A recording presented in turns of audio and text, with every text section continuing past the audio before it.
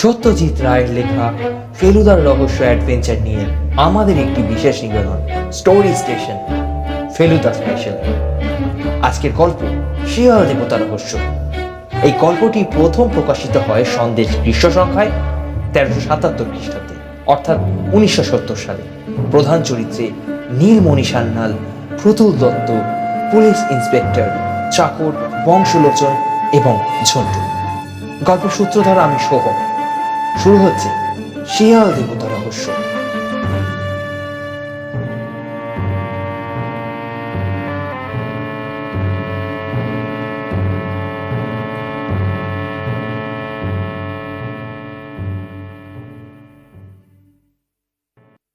টেলিফোনটা কে করেছিল ফেলুদা? প্রশ্নটা করতেই বুঝতে পারলাম যে বোকামি করেছি, কারণ যোগ ব্যায়াম করার সময় ফেলুদা কথা বলে না। এক্সারসাইজ ছেড়ে ফেলুদা এই জিনিসটা সবে মাত্র মাস 6 ধরেছে। সকালে 8 ঘন্টা নানা রকমের আসন করে সে, এমনকি কনুয়ের ওপর ভর দিয়ে মাথা নিচের দিকে আর পা ওপরের দিকে তুলে শীর্ষাসন পর্যন্ত। এটা স্বীকার করতেই হবে যে 1 মাসে ফেলুদার শরীর আরো ফিট হয়েছে বলেই মনে হয়। কাজে বলতেই হয় যে যোগাসনে রীতিমতো উপকার হচ্ছে। প্রশ্নটা করেই পেছন দিকে টেবিলের ওপর রাখা ঘড়ির টাইমটা দেখে নিলাম। ঠিক 7.5 মিনিট পর আসন শেষ করে ফেলুদা জবাব দিল, তুই চিনবি না? এতক্ষণ পরে এরকম একটা উত্তর পেয়ে ভারী রাগ হল। চিনি তো না অনেককেই, কিন্তু নামটা বলতে দোষ কি? আর না চিনলেও চিনিয়ে দেওয়া যায় নাকি? একটু গম্ভীরভাবে জিজ্ঞেস করলাম, তুমি চেনো? ফেলুদা জলে ভেজানো ছোলা খেতে খেতে বলল, আগে চিনতাম না, এখন চিনি। কয়েকদিন হলো আমার পুজোর ছুটি হয়ে গেছে। বাবা 3 দিন হলো জামশেদপুরে গেছেন কাজে। বাড়িতে এখন আমি, ফেলুদা আর মা। এবার পুজোয় আমরা বাইরে যাব না। তাতে আমার বিশেষ কোনো আফসোস নেই, কারণ পুজোয় কলকাতাটা বেশ ভালোই লাগে, বিশেষ করে যদি ফেলুদার সঙ্গে থাকে। ওর আজকাল শখের গোয়েন্দা হিসেবে বেশ নামটাম হয়েছে। কাজেই মাঝে মাঝে যে রহস্যের সমাধানের জন্য ডাক পড়বে তাতে আর আশ্চর্য কি। এর আগে প্রত্যেকটা রহস্যের ব্যাপারেই আমি ফেলুদার সঙ্গে ছিলাম। ভয় হয় ওর বেশি নাম হয়ে যাওয়াতে যদি হঠাৎ করে একদিনও বলে, না, তোকে আর এবার সঙ্গে নেব না। কিন্তু এখনো পর্যন্ত সেটা ঘটেনি। আমার বিশ্বাস ওর আমাকে সঙ্গে রাখার একটা কারণ আছে। হয়তো সঙ্গে একটা অল্প বয়স্ক ছেলে দেখে অনেকেই ওকে গোয়েন্দা বলে ভাবতে পারে না। সেটা তো একটা মস্ত সুবিধে। গোয়েন্দারা যতই আত্মগোপন করে থাকতে পারে তাদের ততই লাভ। ফোনটা কি করলো জানতে খুব ইচ্ছে করছে বোধহয়। এটা ফেলুদার একটা কায়দা। ও যখনই বুঝতে পারে আমার কোনো একটা জিনিসে জানবার আগ্রহ, তখন সেটা চট করে না বলে আগে একটা সাসপেন্স তৈরি করে। সেটা আমি জানি বলেই বিশেষ উৎসাহ না দেখিয়েই বললাম, ফোনটার সঙ্গে যদি কোনো রহস্যের ব্যাপার জড়িয়ে থাকে তাহলে জানতে ইচ্ছে করে বই কি। ফেলুদা গেঞ্জির ওপর তার সবুজ ডোরাকাটা শার্টটা চাপিয়ে বলল, লোকটার নাম নীলমণি সান্যাল, রোল্যান্ড রোডে থাকে। বিশেষ জরুরি দরকারে আমাকে ডেকে পাঠিয়েছে। কি দরকার বলেনি? না, সেটা ফোনে বলতে চায় না, তবে গলা শুনে মনে হলো ঘাবড়েছে। কখন যেতে হবে? ট্যাক্সিতে করে যেতে মিনিট 10 লাগবে। 9টায় অ্যাপয়েন্টমেন্ট, সুতরাং আর 2 মিনিটের মধ্যে বেরিয়ে পড়া উচিত।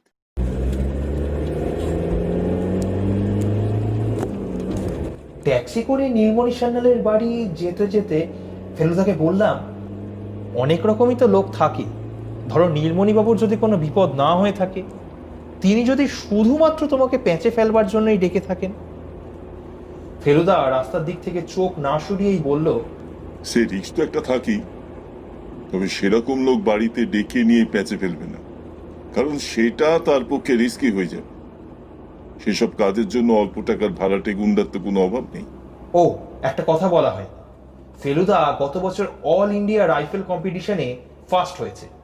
মাত্র 3 মাস বন্দুক শিখেই ওর যা টিপ হয়েছিল সে একেবারে থ মেরে যাবার মতো। ফেলুদার এখন বন্দুক রিভলভার 2ই আছে, তবে বইয়ে ডিটেকটিভদের মতো ও সারাক্ষণ রিভলভার নিয়ে ঘোরে না। সত্যি বলতে কি, এখনো পর্যন্ত ফেলুদাকে ও দুটোর একটাও ব্যবহার করতে হয়নি। তবে কোনোদিন যে করতে হবে না সে কথা বলি কি করে। ট্যাক্সি যখন ম্যাডাক স্কোয়ারের কাছাকাছি এসেছে তখন আমি ফেলুদাকে জিজ্ঞেস করলাম, ভদ্রলোক কি করেন সেটা জানো? ফেলুদা বলল, ভদ্রলোক পান খান, বোধহয় কানে একটু কম শোনেন, শব্দটা একটু বেশি ব্যবহার করেন, আর অল্প সর্দিতে ভুগছেন। এছাড়া তো আর কিছুই জানি না। এরপরে আমি আর একটা কিচ্ছু জিজ্ঞেস করি। নীলমণি সান্যালের বাড়িতে পৌঁছতে ট্যাক্সি ভাড়া উঠল 1 টাকা 70 পয়সা। একটা 2 টাকার নোট বার করে ট্যাক্সিওয়ালার হাতে দিয়ে ফেলুদা হাতের একটা কায়দার ভঙ্গিতে বুঝিয়ে দিল যে তার চেঞ্জ ফেরত চাই না। গাড়ি থেকে নেমে পোর্টিকোর তলা দিয়ে গিয়ে সামনের একটা দরজায় পৌঁছে কলিং বেল টেপা হলো। দোতলা বাড়ি, তবে খুব যে বড় তাও নয়, আর খুব পুরনোও নয়। সামনের দিকে একটা বাগান আছে, তবে সেটা খুব বাহারের কিছু নয়। একজন দারোয়ান গোছের লোক এসে ফেলুদার কাছ থেকে ভিজিটিং কার্ড নিয়ে আমাদের বৈঠকখানায় বসতে বলল।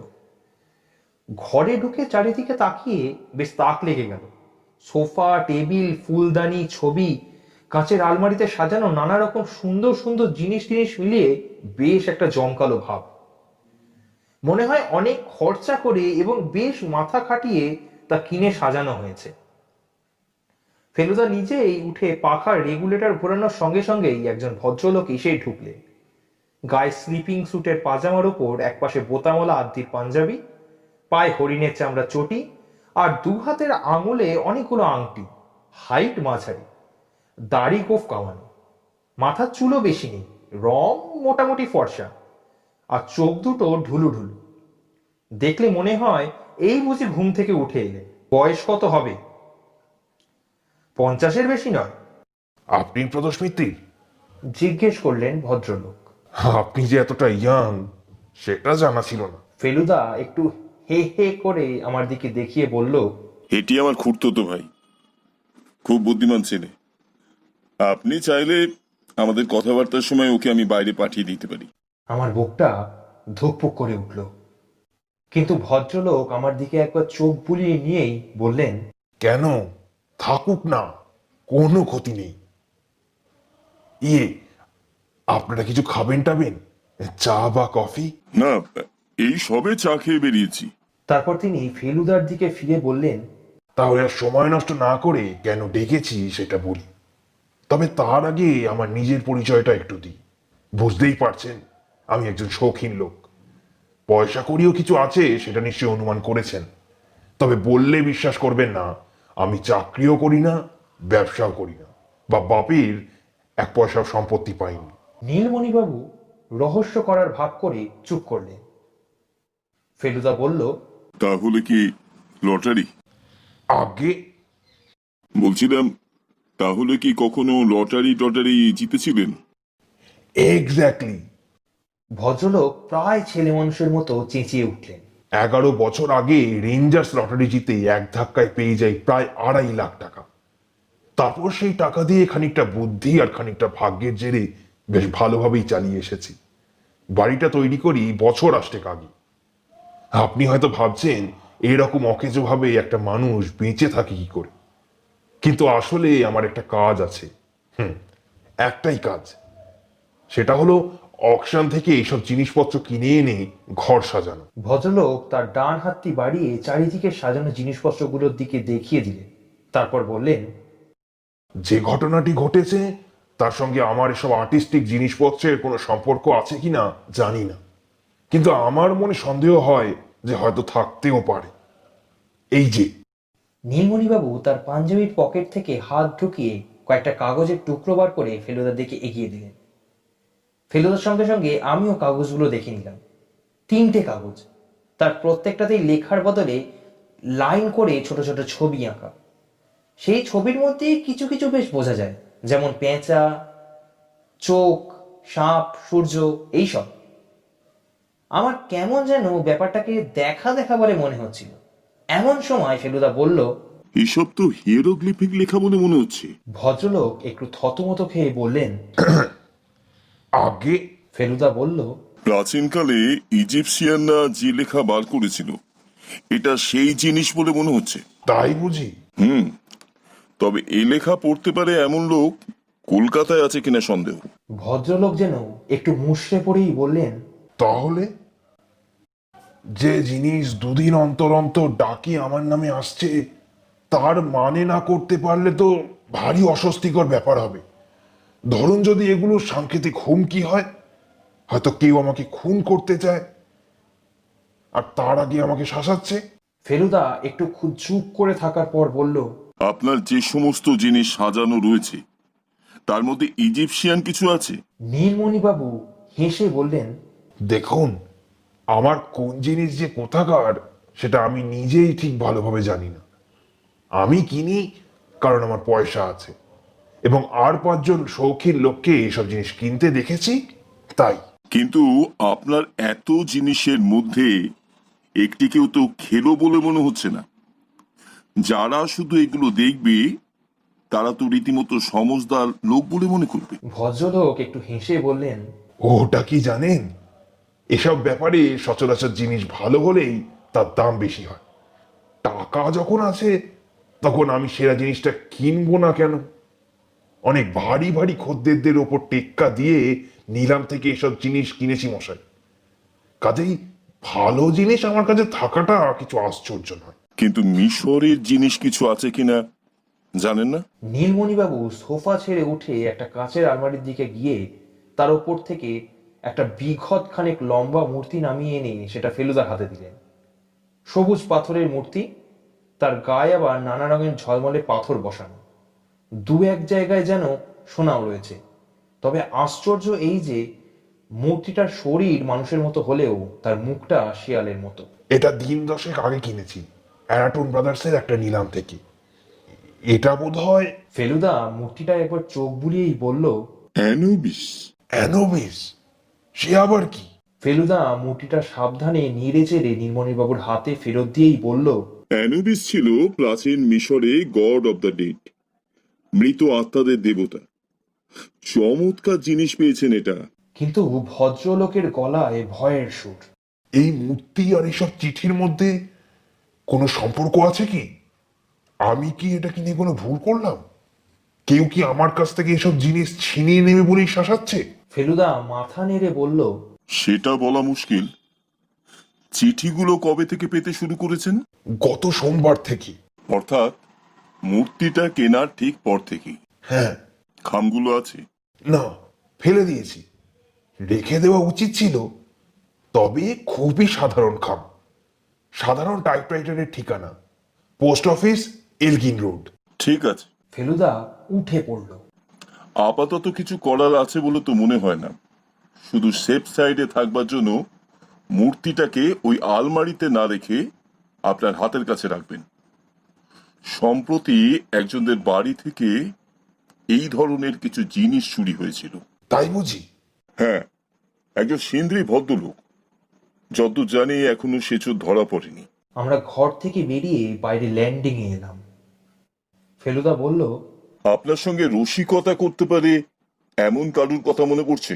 ভদ্রলোক মাথা নেড়ে বললেন, কেউ না। পুরনো বন্ধুদের সঙ্গে অনেক দিনই ছাড়াছাড়ি হয়ে গেছে। আর শত্রু? ভদ্রলোক কয়েক মুহূর্ত চুপ থেকে বললেন, দেখুন, ধনীর শত্রু তো সবসময় থাকে, তবে তারা তো কেউ আর শত্রু বলে নিজেদের পরিচয় দেয় না। সামনাসামনি দেখা হলে সকলেই খাতির করে কথা বলে। আপনি মূর্তিটা তো নিলামে কিনেছিলেন বললেন। হ্যাঁ, বললাম তো, অ্যারাটুন ব্রাদার্সের নিলামে। ওটার উপর আর কারো লোভ ছিল না? কথাটা শুনেই ভদ্রলোক হঠাৎ যেন বেশ একটু উত্তেজিত হয়ে হাত কচলাতে শুরু করলেন। তারপর বললেন, আপনি কথাটা জিজ্ঞেস করে আমার ভাবনার একটা নতুন দিক খুলে দিলেন। আমার সঙ্গে একটি ভদ্রলোকের অনেকবার নিলামে ঠোকাঠুকি হয়েছে। সেদিনও হয়েছিল। তিনি কে? প্রতুল দত্ত। কি করেন? বোধহয় উকিল ছিলেন, রিটায়ার করেছেন।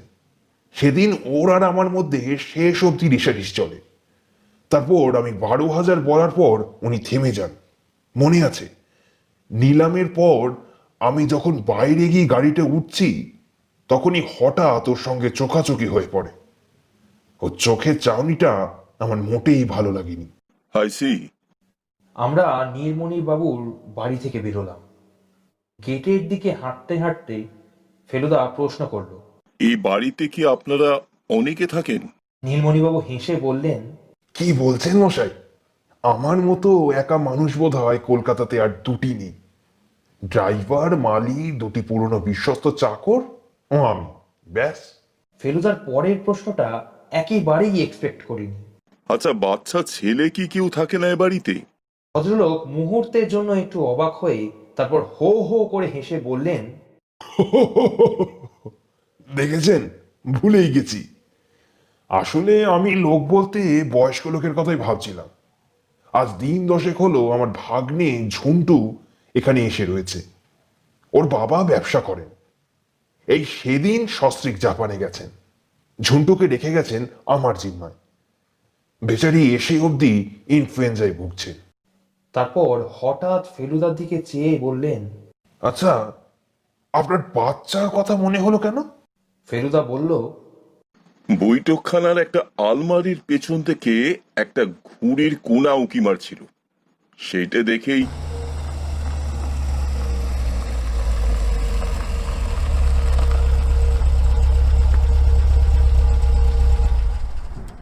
নীলমণিবাবুর চাকর একটা ট্যাক্সি ডাকতে গিয়েছিল। সেটা নুড়ি ফেলা পথের ওপর দিয়ে কর কর শব্দ করে পর্টিকার তলায় ঠিক আমাদের সামনে এসে দাঁড়ালো। ফেলুদা ট্যাক্সিতে ওঠার সময় বলল, সন্দেহজনক আর কিছু যদি ঘটে তাহলে তৎক্ষণাৎ আমাকে জানাবেন। আপাতত আর কিছু করার আছে বলে তো মনে হয় না।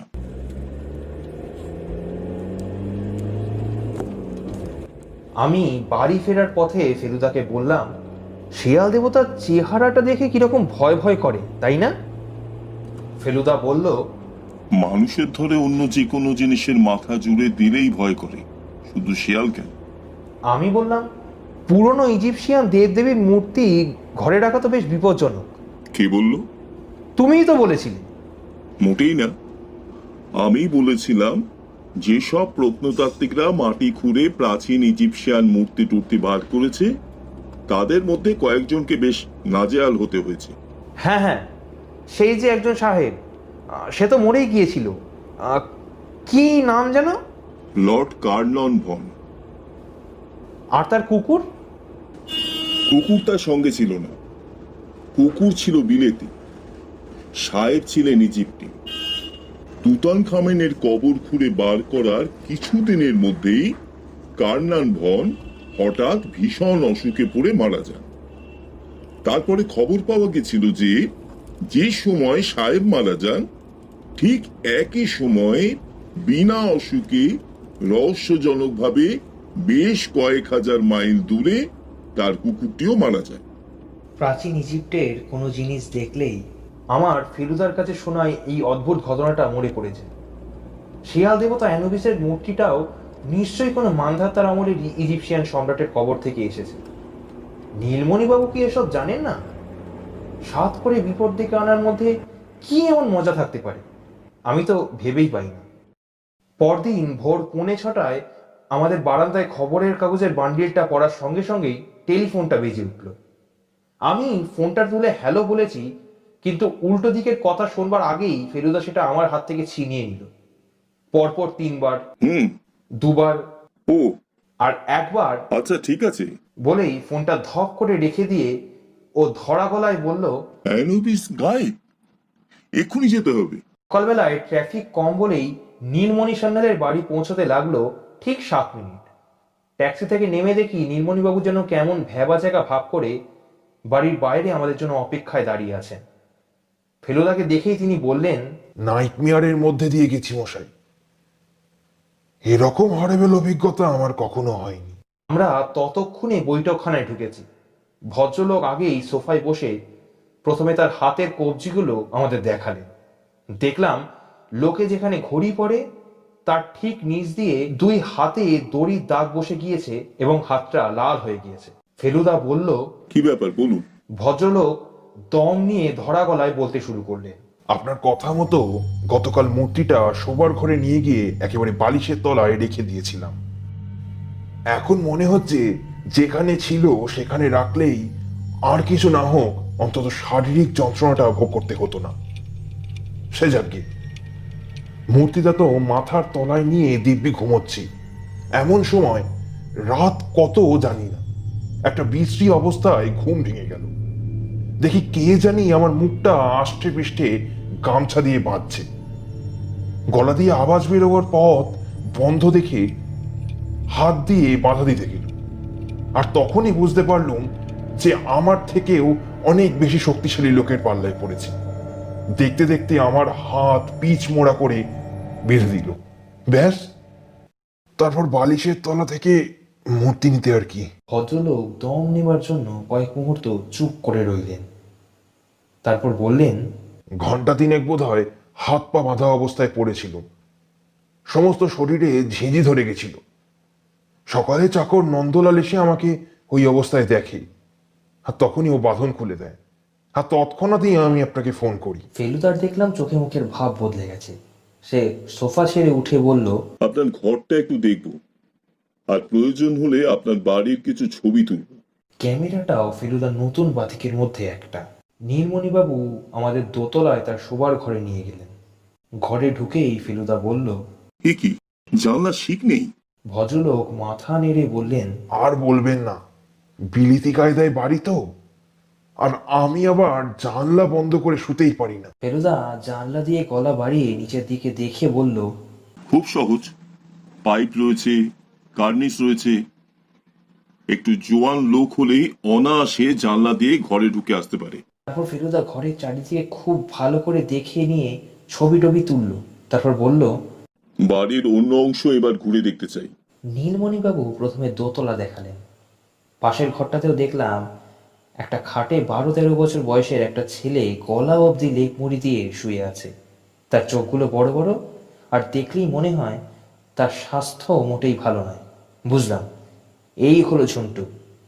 নীলমণিবাবু বললেন, কালই আবার ডাক্তার বোস ঝুন্টুকে ঘুমের ওষুধ দিয়ে গেছেন, তাই ও রাতে কিছু শুনতে পায়নি।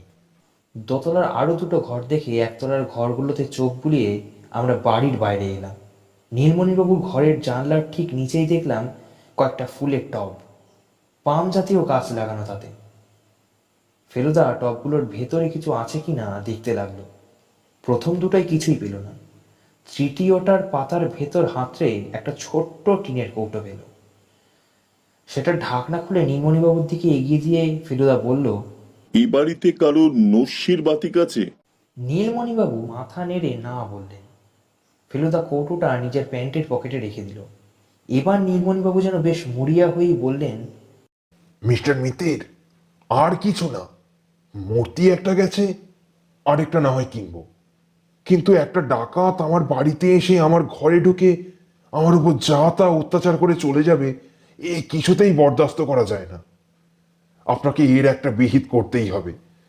যদি লোকটাকে ধরে দিতে পারেন তাহলে আমি আপনাকে ইয়ে মানে ইয়ে আর কি। পারিশ্রমিক? হ্যাঁ হ্যাঁ, পারিশ্রমিক মানে রিওয়ার্ড দেব। ফেলুদা বলল, রিওয়ার্ডটা বড় কথা নয়, সে আপনি দিতে চান দেবেন, কিন্তু আমি কাজটার ভার নিচ্ছি তার প্রধান কারণ হলো এই ধরনের অনুসন্ধানে একটা চ্যালেঞ্জ আছে, একটা আনন্দ আছে। এটা শুনে আমার মনে হলো বড় বড় গোয়েন্দা কাহিনীতে ডিটেকটিভরা যেভাবে কথা বলে ফেলুদাও যেন ঠিক সেইভাবেই কথাটা বলল। এরপরে প্রায় 10 মিনিট ধরে ফেলুদা নীলমণিবাবুর ড্রাইভার গোবিন্দ, চাকর নন্দলাল আর পাঁচু আর মালি নটবরের সঙ্গে কথা বলল। তারা সবাই বলল রাত্রে অস্বাভাবিক কিছু দেখেনি। বাইরের লোক আসার মধ্যে এক রাত 9টা নাগাদ ডাক্তার বোস এসেছিলেন ঝুন্টুকে দেখতে। নীলমণিবাবু নিজেও নাকি তারপর একবার বেরিয়েছিলেন। ও এন মুখার্জি ডাক্তারখানা থেকে ঝুন্টুর জন্য ওষুধ কিনে আনতে গিয়েছিলেন। ফেরার পথে একটু অন্যমনস্ক ছিলাম। হঠাৎই খেয়াল হলো ট্যাক্সি আমাদের বাড়ির রাস্তা ছাড়িয়ে অন্য কোথাও চলেছে। ফেলুদাকে গম্ভীর দেখে তাকে আর কিছু জিজ্ঞাসা করলাম না। ট্যাক্সি থামলো ফ্রি স্কুল স্ট্রিটের একটা বাড়ির সামনে। দেখলাম বাড়ির সদর দরজার ওপর সাইনবোর্ডে উঁচু উঁচু রূপোলি অক্ষরে লেখা আছে অ্যারাটন ব্রাদার্স অকশনিয়ার্স। এটাই সেই নিলামের দোকান। আমি কোনোদিন নিলাম ঘর দেখিনি। এই প্রথম দেখে চোখ একেবারে ছানা বড়া হয়ে গেল। এত রকম হিজিবিজি জিনিস একসঙ্গে এর আগে কখনোই দেখিনি। ফেলুদার কাজ 2 মিনিটের মধ্যেই সারা হয়ে গেল। প্রতুল দত্তের ঠিকানা 7/1 লাভলক স্ট্রিট। আমি মনে মনে ভাবলাম, প্রতুল দত্তের বাড়ি গিয়েও যদি ফেলুদাকে হতাশ হতে হয় তাহলে আর ওর কোথাও যাবার থাকবে না। তার মানে এবার ফেলুদাকে হার স্বীকার করতেই হবে, আর সেটা হলে আমার যে কি দশা হবে তা জানি না, কারণ এখনো পর্যন্ত ফেলুদা কোথাও হার মানেনি। ও কোনো ব্যাপারে হাল ছেড়ে দিয়ে মুখ চুন করে বসে আছে, এই দৃশ্য আমি কল্পনাই করতে পারি না। আশা করি ও শিগগিরই একটা ক্লু পেয়ে যাবে। আমি অন্তত এখনো পর্যন্ত অন্ধকার দেখছি। দুপুরে খেতে খেতে ফেলুদাকে বললাম, এরপর? ও ভাতের ঢিপির মধ্যে একটা গর্ত করে তাতে একবারই সোনামুগের ডাল ঢেলে বলল, এরপর মাছ, তারপর চাটনি, তারপর দই, আমি জিজ্ঞাসা করলাম, তারপর? তারপর জল খেয়ে মুখ ধোবো, তারপর একটা পান খাবো, তারপর? তারপর একটা টেলিফোন করে 8 ঘন্টা ঘুম দেব। এর মধ্যে টেলিফোনটাই একমাত্র ইন্টারেস্টিং খবর। কাজে আমি সেটার অপেক্ষায় বসে রইলাম। ডিরেক্টরি থেকে প্রতুল দত্তের নাম্বারটা আমি বার করে দিয়েছিলাম। নাম্বারটা ডায়াল করে হ্যালো, বলার সময় দেখলাম ফেলুদা একদম গলাটাকে চেঞ্জ করে একটা বুড়োর গলা করে নিয়েছে। যে কথাটা হলো ফোনে তার একটা দিকেই আমি শুনতে পেরেছিলাম, আর সেভাবেই সেটা লিখে দিচ্ছি। হ্যালো, আমি নাকতলা থেকে কথা কইছি। আগে আমার নাম শ্রী জয়নারায়ণ বাগচি। আমি প্রাচীন কারুশিল্প সম্পর্কে বিশেষ উৎসাহী। এই বিষয় নিয়ে আমি একটি পুস্তক রচনা করছি। হ্যাঁ, হ্যাঁ, আপনার সংগ্রহের কথা আমি শুনেছি। আমার একান্ত অনুরোধ, আপনি যদি অনুগ্রহ করে আপনার কিছু জিনিস আমাকে দেখতে দেন। না না না না, পাগল নাকি? আচ্ছা, হ্যাঁ নিশ্চয়ই। আপনাকে অশেষ ধন্যবাদ। নমস্কার। টেলিফোনটা শেষ করে ফেলুদা বলল, ভদ্রলোকের বাড়িতে চুনকাম হচ্ছে, তাই জিনিসপত্রগুলো সরিয়ে রেখেছেন। তবে সন্ধ্যার দিকে গেলে দেখতে পাওয়া যাবে। আমি একটা কথা না বলে পারলাম না। প্রতুলবাবু যদি সত্যিই অ্যানোবিসের মূর্তি চুরি করে থাকেন তাহলে তো সেটা আমাদের দেখাবেন না। ফেলুদা বলল, যদি তোর মতো বোকা হয় তাহলে দেখাতেও পারি, তবে না দেখানোটাই সম্ভব। আমি মূর্তি দেখার জন্য যাচ্ছি না, যাচ্ছি লোকটাকে দেখতে। তার কথা মতো ফেলুদা টেলিফোনটা করেই নিজের ঘরে চলে গেল ঘুমোতে। ফেলুদার একটা আশ্চর্য ক্ষমতা হলো যখন তখন প্রয়োজন মতো একটু একটু ঘুমিয়ে নিতে পারে। শুনেছি নেপোলিয়নের নাকি এই ক্ষমতা ছিল। যুদ্ধের আগে ঘোড়ায় চাপা অবস্থাতেই একটু ঘুমিয়ে নিজের শরীরটাকে চাঙ্গা করে নিতেন। আমার বিশেষ কিছুই করার ছিল না, তাই ফেলুদার তাক থেকে একটা ইজিপশিয়ান আর্টের বই নিয়ে সেটা উল্টে পাল্টে দেখছিলাম। এমন সময় ক্রিং ক্রিং করে ফোনটা বেজে উঠল।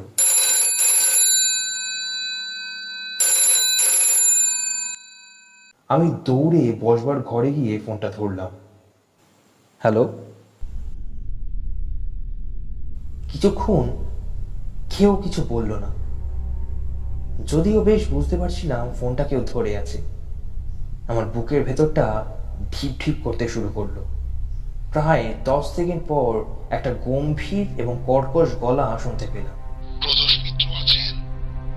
আমি কোনো মতে ঢোক গিলে বললাম, উনি একটু ঘুমোচ্ছেন। আপনি কে কথা বলছেন? আবার কয়েক সেকেন্ড চুপ, তারপর কথা এলো। ঠিক আছে, আপনি তাকে বলে দেবেন যে মিশরের দেবতা যেখানে যাবার সেখানেই গেছে। প্রদোষ মিত্র যেন এই ব্যাপারে নাক গলাতে না আসে, কারণ তাতে কারোর উপকার হবে না, বরং অনিষ্ট হবার সম্ভাবনাই বেশি।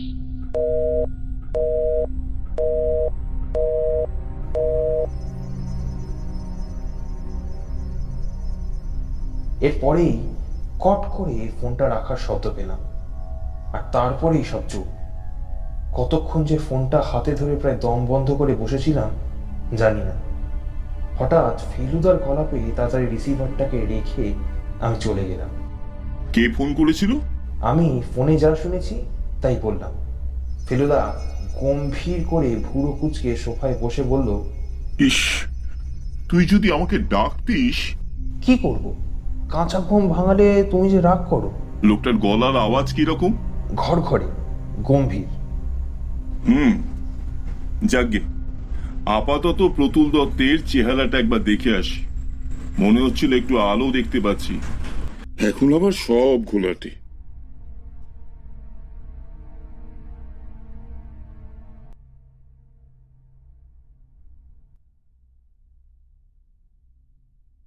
ছটা বাজতে 5 মিনিটেই আমরা প্রতুল দত্তর বাড়ির গেটের সামনে ট্যাক্সি থেকে নামলাম। আমি বাজিয়ে রেখে বলতে পারি যে বাবাও আমাদের দেখে চিনতে পারতেন না।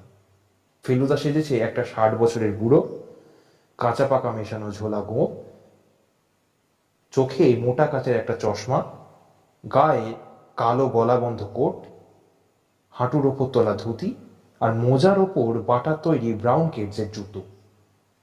আধ ঘন্টা ধরে ঘরের দরজা বন্ধ করে মেকআপ করে এসে ফেলুদা আমায় বলল, তোর জন্য দুটো জিনিস আছে, চট করে পড়ে নে। আমি অবাক হয়ে বললাম, আমাকেও মেকআপ করতে হবে নাকি? আলবাত। 2 মিনিটের মধ্যেই আমার মাথায় একটা কদম ছাড় পরচুলা আর আমার নাকের ওপর একটা চশমা বসে গেল। তারপর কালো একটা পেন্সিল দিয়ে ফেলুদা আমার পরিষ্কার করে ছাঁটা ঝুলপিটা অপরিষ্কার করে দিল। তারপর বলল, তুই আমার ভাগ্নে, তোর নাম সুবোধ, অর্থাৎ শান্তশিষ্ট লেজ বিশিষ্ট ভালো মানুষটি। মুখ খুলে চোখে বাড়ি এসে রদ্দা। প্রতুলবাবুর বাড়িতে চুনকাম প্রায় হয়ে এসেছে। ডিজাইন থেকে বোঝাই যায় বাড়ি অন্তত 25 থেকে 30 বছরের পুরনো। তবে নতুন রঙের জন্য দরজা জানলা দেওয়াল সবকিছু ঝলমল করছে।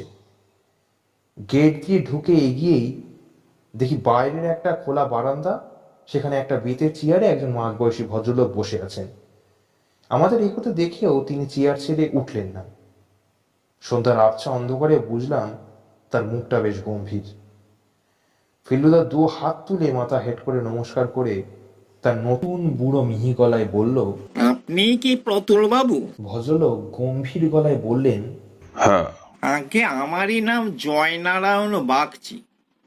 আমি আপনাকে আজ দুপুরে টেলিফোন করেছিলাম। এটি আমার ভাগ্নে সুবোধ। আবার ভাগ্নে কেন? ওর কথা তো টেলিফোনে হয়নি। আমার মাথার পরচুলা কুটকুট করতে শুরু করেছে। ফেলুদা গলা ভীষণ নরম করে বলল, কেউ ছবি আঁকা শিখছে তাই। ভদ্রলোক চেয়ার ছেড়ে উঠলেন। আপনারা আমার জিনিসগুলো দেখতে চাইছেন, তাতে আপত্তি নেই। তবে সরিয়ে রাখা জিনিস সব টেনে বার করতে হয়েছে। অনেক হাঙ্গামা, একে বাড়িতে রাত দিনের মিস্ত্রিদের ঝামেলা। এটা ঢালো, ওটা ঢাকো, চারিদিকে কাঁচা রং, এই রঙের গন্ধটাও ধাতে যায় না। সব ঝক্কি শেষ হলে যেন বাঁচি। ঠিক আছে, আসুন ভেতরে। লোকটাকে ভালো না লাগলেও ভেতরে গিয়ে তার জিনিসপত্র দেখে চোখ একেবারে ছানা বড়া হয়ে গেল। ফেলুদা বলল, আপনার কাছে মিশর দেশের শিল্পকলার অনেক চমৎকার নিদর্শন রয়েছে দেখছি। হ্যাঁ, তা আছে। কিছু জিনিস কায়রোতে কেনা, আবার কিছু জিনিস অকশনে। দেখো বাবা সুবোধ, ভালো করে দেখো। ফেলুদা আমার পিঠে একটা চিমটি কেটে আমার জিনিসগুলোর দিকে ঠেলে দিল। কত রকম দেবদেবী দেখো। এই যে বাজ পাখি, এও দেবতা। এই যে পেঁচা, এও দেবতা। মিশর দেশে কত রকম জিনিসকে পুজো করতো লোকেরা, দেখো। প্রতুলবাবু সোফায় বসে একটা চুরুট ধরালেন। আমার কি খেয়াল হলো, আমি বলে উঠলাম, শেয়াল দেবতা নেই বড় মামা? ওটা শুনেই প্রতুলবাবু যেন হঠাৎ বিষম খেয়ে উঠলেন। বললেন, চুরুটের কোয়ালিটি ফল করছে মনে হয়, আগে এত কড়া ছিল না। ফেলুদা সেই রকমই মিহি সুরে বলল, অ্যানিমিসের কথা বলছে, কালই ওকে বলছিলাম কি না। প্রতুলবাবু হঠাৎই ফোঁস করে উঠলেন, আনুবিস, স্টুপিড ফুল। আগে ফেলুদা চোখ গোল গোল করে প্রতুলবাবুর দিকে চাইলেন। আনুবিসকে আপনি মূর্খ বলছেন? আনুবিস না, সেদিন নিলামে লোকটাকে আগেও দেখেছি আমি। হি ইজ এ ফুল।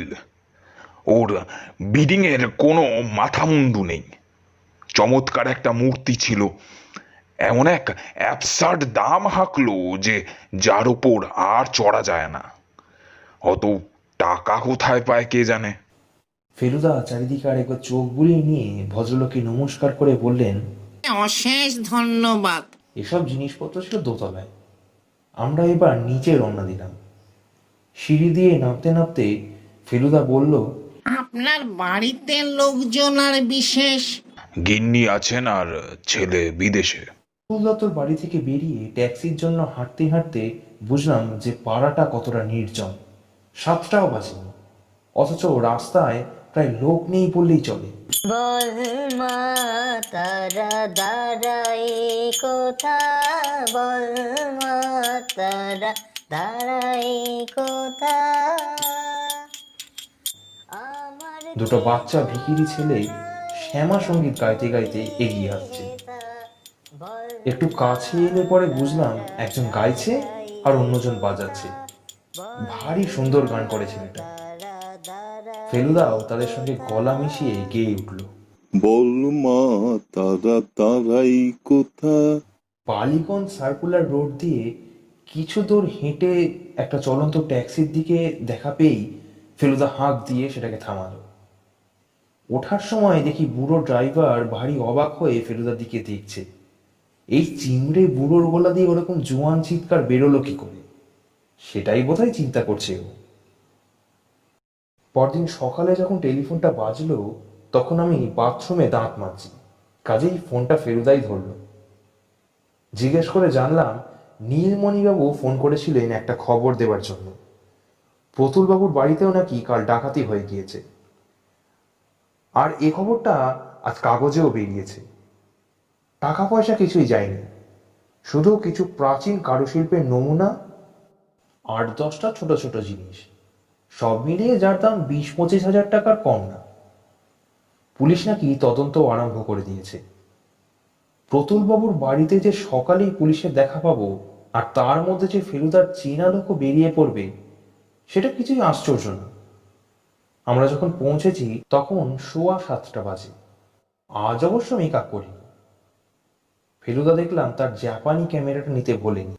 আমরা গেটের ভেতর সবে ঢুকেছি, এমন সময় একজন বেশ হাসি খুশি মোটা সোটা চশমা পরা পুলিশ, বোধহয় ইন্সপেক্টর হবে, ফেলুদাকে দেখেই এগিয়ে এসে ওর পিঠে একটা চাপুড় মেরে বলল, কি হে ফেলু মাস্টার, গন্ধে গন্ধে ঠিক এসে জুটেছো দেখছি।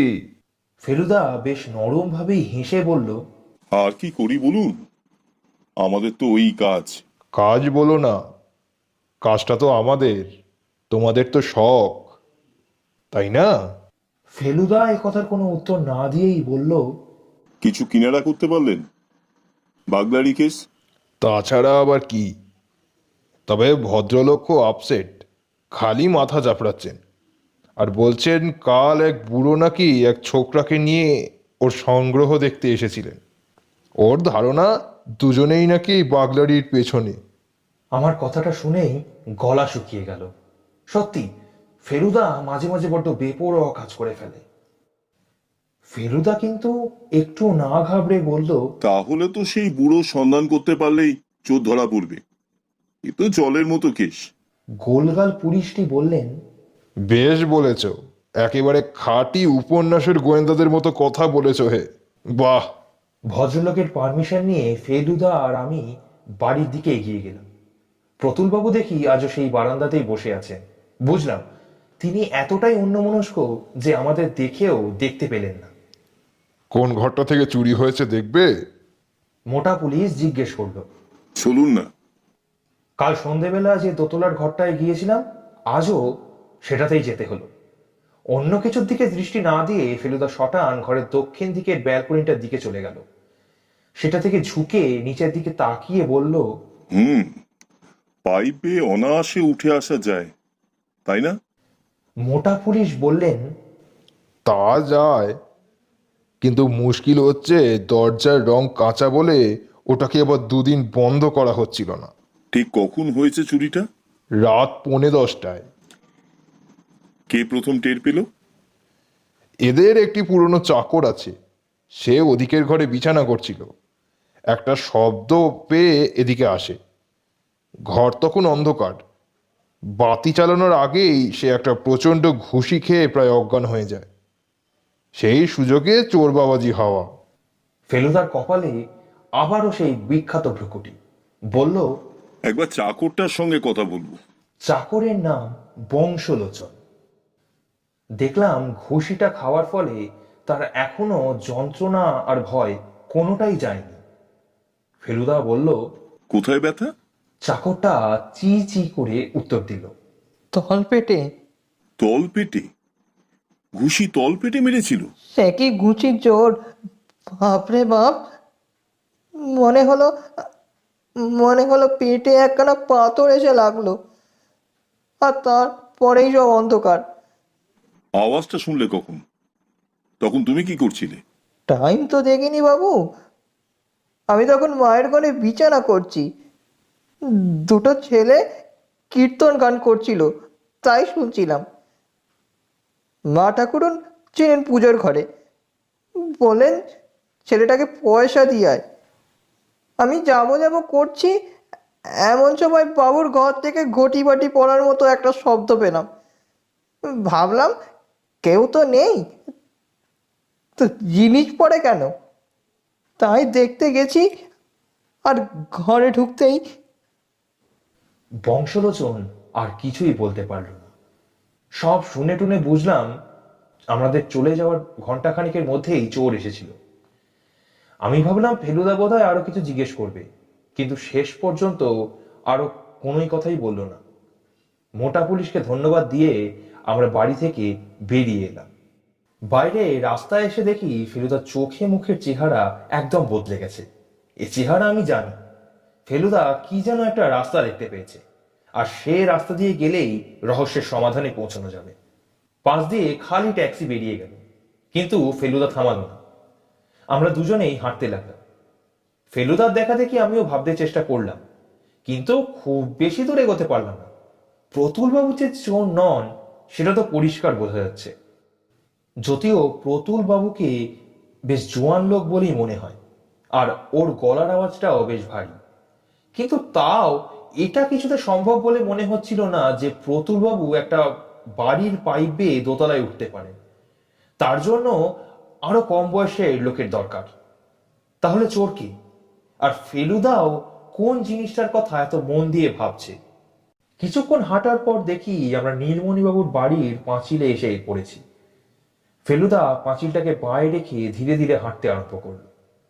কিছুটা গিয়ে পাঁচিলটা বাঁ দিকে ঘুরেছে, ফেলুদাও ঘুরলো, আর তার সঙ্গে সঙ্গে আমিও। এদিকে রাস্তা নেই, ঘাসের ওপর দিয়ে হাঁটতে হয়। মোড় ঘুরে 18 কি 19 পা হাঁটার পর ফেলুদা হঠাৎ থেমে গিয়ে পাঁচিলের কাছে একটা বিশেষ অংশের দিকে খুব মন দিয়ে দেখলো। তারপর সেই জায়গাটার খুব কাছ থেকে একটা ছবি তুললো। আমি দেখলাম সেখানে একটা ব্রাউন রঙের হাতের ছাপ রয়েছে। পুরো হাত নয়, দুটো আঙুল আর তেলোর খানিকটা অংশ, কিন্তু তা থেকে বোঝা যায় যে সেটা বাচ্চা ছেলের হাত। এবার আমরা যে পথে এসেছিলাম সে পথ দিয়ে গিয়ে গেটের ভেতর ঢুকে সোজা একেবারে বাড়ির দিকে চলে গেলাম। খবর পাঠাতেই নীলমণিবাবু বেশ ব্যস্ত হয়ে নিচে চলে এলেন। আমরা তিনজনে বৈঠকখানায় বসার পর নীলমণিবাবু বললেন, আপনি শুনলে কি বলবেন জানি না, তবে আমার মনটা আজ কালকের চেয়ে একটু বেশি হালকা। আমার মতো দুর্দশা যে আরেকজনের হয়েছে সেটা ভেবে খানিকটা কষ্ট লাঘব হচ্ছে, কিন্তু তাও একটা প্রশ্নের উত্তর না পাওয়া অবধি কষ্ট যাবে না। কোথায় গেল আমার আনুবিস? বলুন, আপনি তো এত বড় ডিটেকটিভ, দুটো ডাকাতি দুদিনে উপরি উপরি হয়ে গেল, আর আপনি এখনো যেই তিমিরে সেই তিমিরেই। ফেলুদা একটা প্রশ্ন করে ফেলল। আপনার ভাগ্নেটি কেমন আছে? কে? ঝন্টু? ও আজ অনেকটা ভালো, ওষুধে কাজ দিয়েছে, আর জ্বরটা অনেকটা কমে গেছে।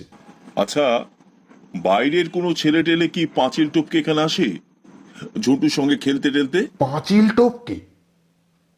কেন বলুন তো? আপনার পাঁচিলের বাইরের দিকটায় একটা বাচ্চা ছেলের হাতে ছাপ দেখেছিলাম। ছাপ মানে? কিরকম ছাপ? ব্রাউন রঙের ছাপ। টাটকা? বলা মুশকিল, তবে খুব পুরনো নয়।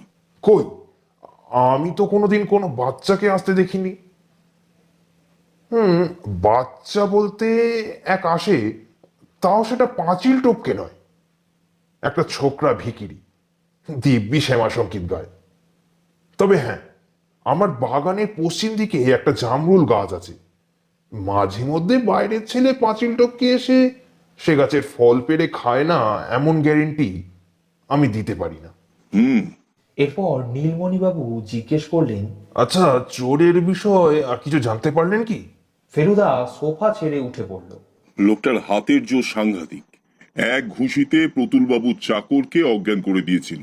তাহলে এ চুরি ও চুরি এক চুরি করেছে, তাতে সন্দেহ নেই। হতে পারে, তবে গায়ের জোরটা এখানে বড় কথা বলে আমার মনে হয় না। একটা বিভৎস বুদ্ধিরও ইঙ্গিত যেন পাওয়া যাচ্ছে। নীলমণিবাবু যেন একটু মুষড়ে পড়লেন। আশা করি সে বুদ্ধিকে জব্দ করার মতো বুদ্ধি আপনার আছে, না হলে তো আমার মূর্তি ফিরে পাওয়ার আশা আমাকে ছাড়তে হয়। ফেলুদা বলল, আরো 2 দিন অপেক্ষা করুন। এখনো পর্যন্ত কখনো ফেলুমির তীরে ডিফিট হয়নি। নীলমণিবাবুর গাড়ি বারান্দার থেকে গেট অবধি নুড়ি পাথর দেওয়া রাস্তা। সেটার মাঝখানে যখন পৌঁছেছি তখন একটা কটকট শব্দ পেয়ে পিছনে ফিরে দেখি নীলমণিবাবুর দোতলার একটা ঘরের জানলার পেছনে দাঁড়িয়ে থাকা একটা ছেলে। ঝন্টুই বোধহয়। আমি বললাম, ঝন্টু। ফেলুদা বলল, দেখেছি। সারা দুপুর ফেলুদা তার নীল খাতায় অভ্যেস মতো গ্রিক অক্ষরে কিসব ভিজি ভিজি লিখল। আমি জানি ভাষাটা আসলে ইংরেজি, কিন্তু অক্ষরগুলো গ্রিক, যাতে আর কেউ তা পড়ে তার মানে বুঝতে না পারে। আমার সঙ্গে ওর কথা বলা একেবারেই বন্ধ, তবে সেটা এক হিসেবে ভালো। এখন ওর ভাববার সময়, কথা বলার সময় নয়। মাঝে মাঝে শুনছিলাম ও গুনগুন করে গান গাইছে। হ্যাঁ, এটা সেই ভিখিরি ছেলেটার গাওয়া রামপ্রসাদী গানটা। বিকেল 5টা নাগাদ চা খেয়ে ফেলুদা বলল, আমি একটু বেরোচ্ছি। পপুলার ফটো থেকে আমার ছবির এনলার্জমেন্ট গুলো নিয়ে আসতে হবে। অগত্যা আমি বাড়িতে একাই রয়ে গেলাম। দিন ছোট হয়ে আসছে, তাই 5:30 বাজতে না বাজতেই সূর্য ডুবে অন্ধকার হয়ে এলো।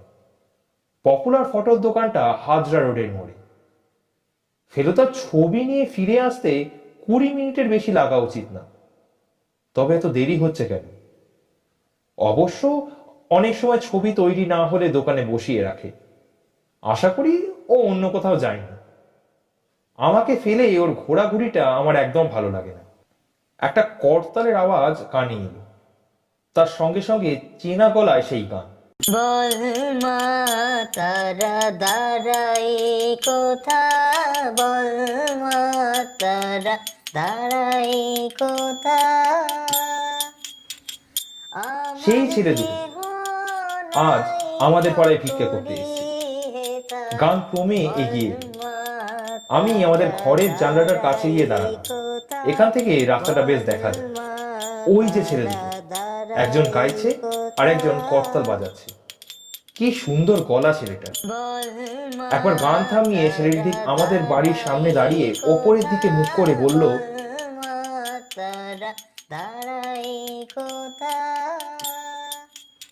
মা, দুটি ভিক্ষে দেবে মা? আমার কি মনে হলো, আমি ব্যাগ থেকে একটা 50 নয়া বার করে জানলা দিয়ে ছেলেটার দিকে ফেলে দিলাম। টিং শব্দ করে পয়সাটা মাটিতে পড়ল। দেখলাম ছেলেটা সেটা কুড়িয়ে নিয়ে ঝোলার মধ্যে পুরে আবার গান গাইতে গাইতে হাঁটতে শুরু করলো। বল মা তারা দাঁড়াই কোথা, বল মা তারা দাঁড়াই কোথা। একটা ব্যাপার আমার মাথাটা কেমন জানি গোলমাল করে দিল। যদিও আমাদের রাস্তাটা বেশ অন্ধকার, তবুও ভিখিরি ছেলেটা যখন অপর দিকে মুখ তুলে ভিক্ষে চাইলো, তখন যেন মনে হলো তার মুখের সঙ্গে ঝুন্টুর একটা আশ্চর্য মিল আছে।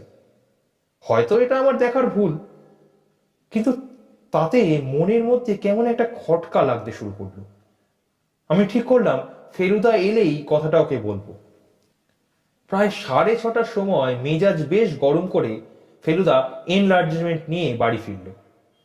যা ভেবেছি তাই, ওকে দোকানে অপেক্ষা করতে বলা হয়েছিল। বলল, এবার থেকে নিজেই একটা ডার্ক রুম তৈরি করে ছবি ডেভেলপিং প্রিন্টিং করব। বাঙালির দোকানের কথার কোনো ঠিক নেই। ফেলুদা যখন ওর বিছানার ওপর ছবিগুলো বিছিয়ে বসেছে, তখন আমি ওকে গিয়ে ভিকিরি ছেলেটার কথা বললাম। কিন্তু ও একটু অবাক না হয়েই বলল, সেটা আর আশ্চর্য কি? বাহ, আশ্চর্য না? হুম, কিন্তু তা হলে তো ভীষণ গন্ডগোল বলতে হবে। গন্ডগোল তো বটেই, সেটা তো আমি প্রথম থেকেই বুঝেছি। তুমি বলতে চাও যে ছেলেটা চুরির ব্যাপারে জড়িত? হতেও পারে। কিন্তু একটা বাচ্চা ছেলের ঘুষির জোর এতটাই যে একটা ধেড়ে লোককে অজ্ঞান করে দেবে? বাচ্চা ছেলে ঘুষি মেরেছে তা তো বলিনি। তাও ভালো। যদিও ভালো বললাম, কিন্তু আসলে মোটেও ভালো লাগছিল না। ফেলুদাও যে কেন পরিষ্কার করে কিছু বলল না তা জানি না। খাটের উপর বিছানো 12টা ছবির মধ্যে দেখলাম একটা ছবি ফেলুদা বিশেষ মনোযোগ দিয়ে দেখছে। কাছে গিয়ে দেখি সেটা আজই সকালে তোলা নীলমণিবাবুর পাঁচিলে বাচ্চা ছেলের হাতের দাগটা। এনলার্জমেন্টের ফলে হাতের তেলোটা স্পষ্ট বোঝা যাচ্ছে। বললাম, তুমি তো বলো হাত দেখতে জানো, আচ্ছা বলো তো ছেলেটার আয়ু কত? ফেলুদা কোনো উত্তর দিল না। সে তন্ময় হয়ে ছবিটার দিকে চেয়ে আছে। লক্ষ্য করলাম যে তার মধ্যে একটা দারুণ কনসেন্ট্রেশনের ভাব। কিছু বুঝতে পারছিস? হঠাৎ ওর প্রশ্নটা আমাকে একেবারেই চমকে দিল। কি বুঝবো? সকালে কি বুঝেছিলি আর এখন কি বুঝলি বলতো? সকালে মানে যখন ছবিটা তুললে? হ্যাঁ। কি আর বুঝবো, বাচ্চা ছেলের হাত, এছাড়া আর কিছু বোঝার আছে কি? ছাপের রংটা দেখে কিছু মনে হয়নি? রং তো ব্রাউন ছিল। তার মানে কি? তার মানে ছেলেটার হাতে ব্রাউন রঙের কিছু একটা লেগেছিল। কিছু মানে কি ঠিক করে বল। পেন্ট হতে পারে। কোথাকার পেন্ট? কোথাকার পেন্ট? কোথাকার? হঠাৎ মনে পড়ে গেল, প্রতুল বাবুর ঘরের দরজার রং। এক্স্যাক্টলি, সেদিন তোরও শার্টের বাঁ দিকের আস্তিনে লেগে গিয়েছিল। এখনো গিয়ে দেখতে পারিস লেগে আছে। কিন্তু আমার মাথাটা ভোঁ ভোঁ করছিল। যার হাতের ছাপ সেই কি প্রতুল বাবুর ঘরে ঢুকেছিল? হতেও পারে। এখন বল, ছবি দেখে কি বুঝছিস? আমি অনেক ভেবেও নতুন কিছু বোঝার কথা বলতে পারলাম না। ফেলুদা বলল, তুই পারলে আশ্চর্য হতাম। শুধু আশ্চর্য হতাম না, শখ পেতাম। কারণ তাহলে বলতে হতো তোর আর আমার বুদ্ধিতে কোনো তফাৎ নেই। তা তোমার বুদ্ধিতে কি বলছে? বলছে যে এটা একটা সাংঘাতিক কেস, ভয়াবহ ব্যাপার। অ্যানোবিস যেরকম ভয়ঙ্কর, এই রহস্যটাও তেমনি ভয়ঙ্কর।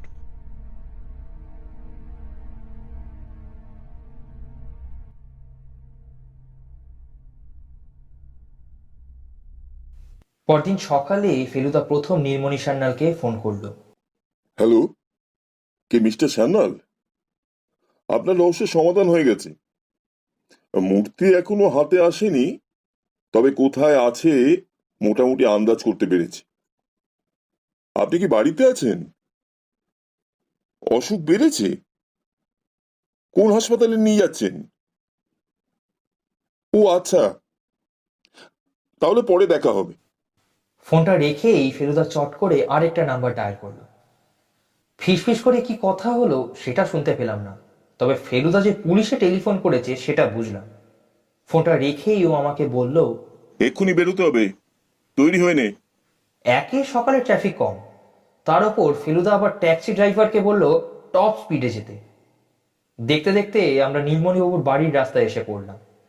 গেটের কাছাকাছি যখন পৌঁছেছি তখনই দেখি নীলমণিবাবু তার কালো অ্যাম্বাসেডারে বেরিয়ে বেশ স্পিডের মাথায় আমরা যেদিকে যাচ্ছি ঠিক তার উল্টো দিকে রওনা দিলেন।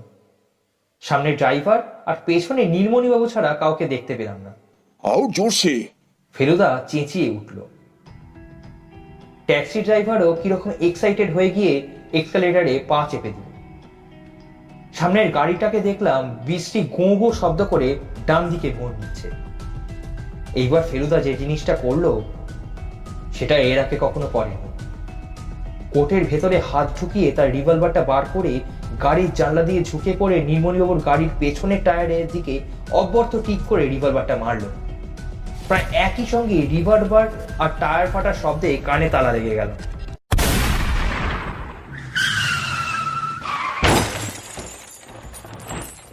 দেখলাম নীলমণিবাবুর গাড়িটা বিশ্রীভাবে রাস্তার একপাশে কেঁদরে গিয়ে একটা ল্যাম্প পোস্টের সঙ্গে ধাক্কা খেয়ে থেমে গেল।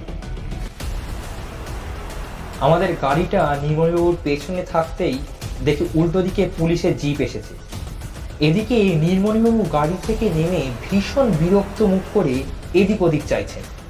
ফেলুদা আর আমি ট্যাক্সি থেকে নেমে নীলমণিবাবুর দিকে এগিয়ে গেলাম। পুলিশের জিপটাও কাছাকাছি থেমেছে। দেখলাম সেটা থেকে নামলেন সেই মোটা অফিসারটি।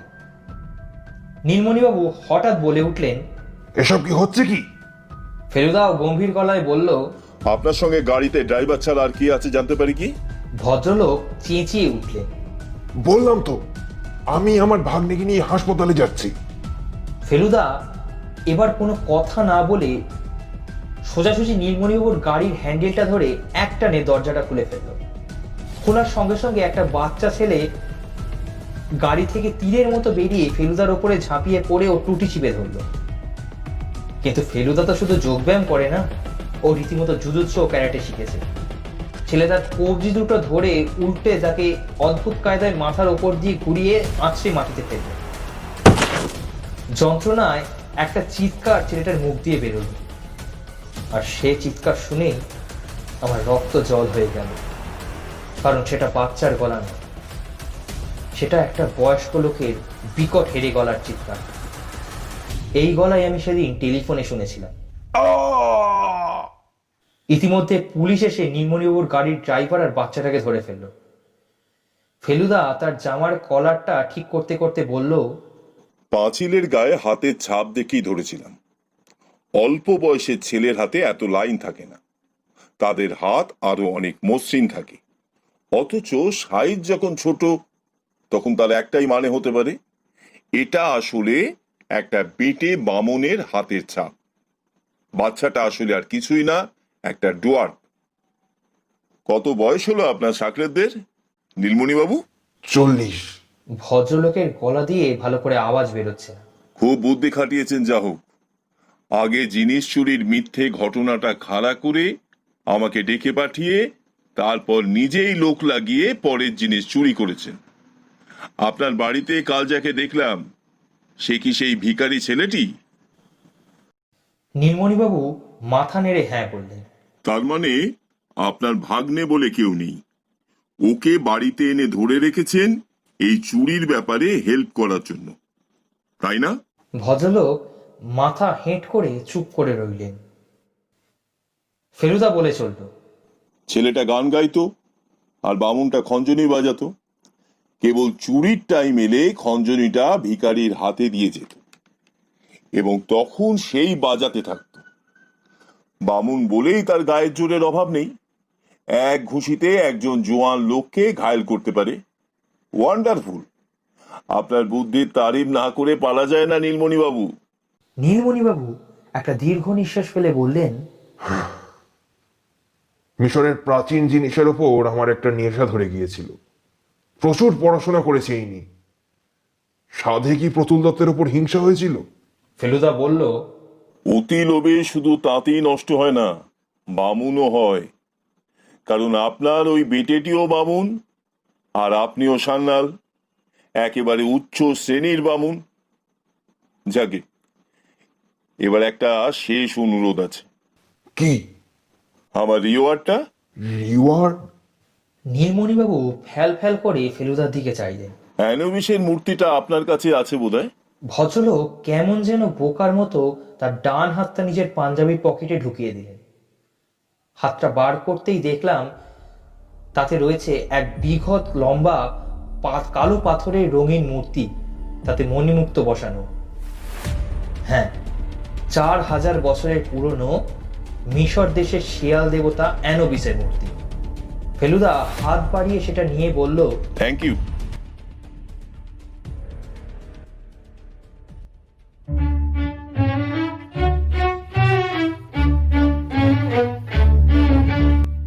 শুনছিলেন শেয়াল দেবতা রহস্য, রচনা সত্যজিৎ রায়, ফেলুদার ভূমিকায় দেবাশিস মিত্র, প্রতুল দত্ত, দেবজিৎ ভট্টাচার্য, তোপসে নীলমণি সান্যাল, পুলিশ ইন্সপেক্টর, চাকর, বংশলোচন, ভিকিরি ছেলে এবং গল্পের সূত্রধর আমি Soham. Poster design, record and editing S music studio. কেমন লাগলো আজকের অডিও স্টোরি? কমেন্ট করে আপনার মূল্যবান মতামত জানাতে কিন্তু ভুলবেন না। আর ভালো লাগলে অবশ্যই লাইক করুন অ্যান্ড সাবস্ক্রাইব করুন স্টোরি স্টেশনকে, এবং পাশে থাকা বেল আইকনটি ক্লিক করে নোটিফিকেশন অল করে দিন, যাতে একটিও audio story related update miss না হয়, এবং শেয়ারের মাধ্যমে আপনার বন্ধুবান্ধব এবং আত্মীয় স্বজনদের শোনার সুযোগ করে দিন। আগামী সপ্তাহে ঠিক একই সময় আরও একটি রোমাঞ্চকর গল্প নিয়ে হাজির হবে স্টোরি স্টেশন।